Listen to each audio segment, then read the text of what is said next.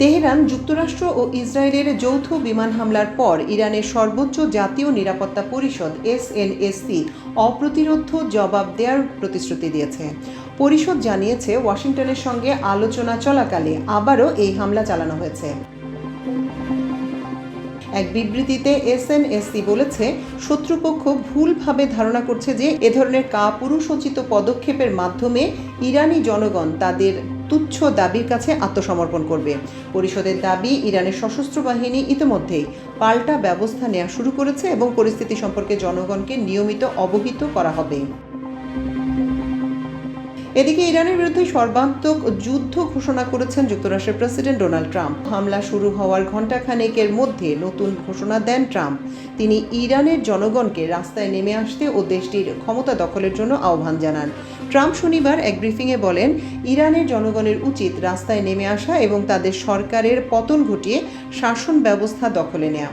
তাদের সহযোগিতায় ইরানের শাসকদের ওপর হামলা চালাচ্ছে ইসরায়েল ও যুক্তরাষ্ট্র। স্থানীয় সময় আজ শনিবার সকালে ইরানে আকস্মিক হামলা চালায় যুক্তরাষ্ট্র ও ইসরায়েলি বাহিনী। যুক্তরাষ্ট্রের এক কর্মকর্তা বিষয়টি নিশ্চিত করেছেন। ইরানের বার্তা সংস্থা ফার্স জানিয়েছে, তেহরানের ইউনিভার্সিটি স্ট্রিট ও জমহৈরি এলাকায় বেশ কয়েকটি ক্ষেপণাস্ত্র আঘাত হানে। ইসরায়েলের প্রতিরক্ষা মন্ত্রী ইসরায়েল কাতস জানিয়েছেন, এই হামলার উদ্দেশ্য তেল আবিবের উপর হুমকি দূর করা। কাতার ভিত্তিক সংবাদ মাধ্যম আল জাজিরার লাইভ প্রতিবেদনে বলা হয়েছে, ইরানে একাধিক বিশাল বিস্ফোরণ হয়েছে। দেশটিতে থাকা আল জাজিরার সাংবাদিক এ তথ্য নিশ্চিত করেন। এরপর সকালে মার্কিন ইসরায়েলি যৌথ হামলার পাল্টা জবাব শুরু করে ইরান। ইসরায়েলকে লক্ষ্য করে একাধিক ক্ষেপণাস্ত্র ছুড়েছে দেশটি। ইসরায়েলি বাহিনীর পক্ষ থেকে বলা হয়, ইসরায়েলের দিকে আসা ক্ষেপণাস্ত্র শনাক্ত করা হয়েছে। ইসরায়েলের প্রতিরক্ষা বাহিনী এক বিবৃতিতে জানিয়েছে, অল্প কিছুক্ষণ আগে ইসরায়েল রাষ্ট্রের দিকে ইরান থেকে নিক্ষেপ করা ক্ষেপণাস্ত্র শনাক্ত হওয়ার পর দেশের বিভিন্ন এলাকায় সাইরেন বাজানো হয়েছে। সাধারণ জনগণকে হোম ফ্রন্ট কমান্ডের নির্দেশনা অনুসরণ করার জন্য অনুরোধ করা হচ্ছে। এর আগে 2025 সালের 13 জুন ভোর 3:15 একাধিক বিস্ফোরণে কেঁপে উঠেছিল ইরানের রাজধানী তেহরান।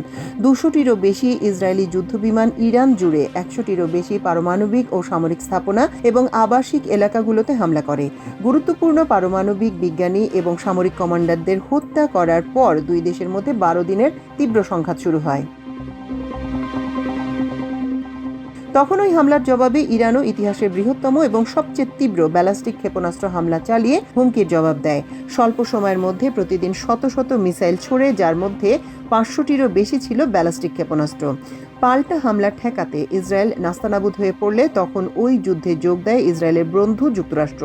হামলা চালায় ইরানে। 12 দিনে তুমুল হামলা পাল্টা হামলার পর উভয় পক্ষ যুদ্ধবিরতিতে সম্মত হয়।